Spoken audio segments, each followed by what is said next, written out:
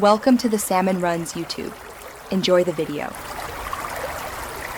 You will start by validating prerequisites and attaching the block device.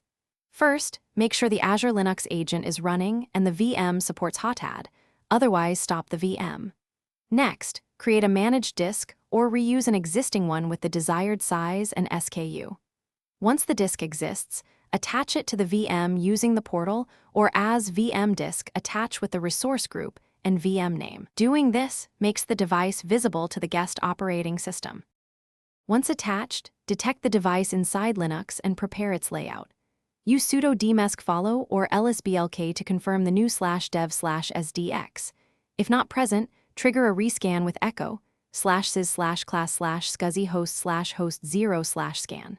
Partition using parted or fdisk, then create a file system like ext4 or xfs with mkfs.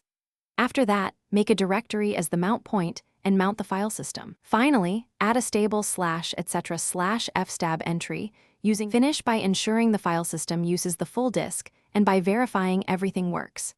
If you expanded the disk, grow the partition, then run resize 2fs or xfs groves. If you added a fresh disk, confirm dfh shows the mount and capacity. Make sure permissions and SC Linux contexts are correct where applicable. If something fails, check system logs and the Azure portal.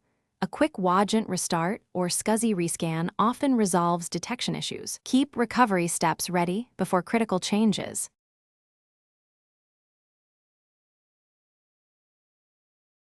Thanks for watching. Consider subscribing if we helped you.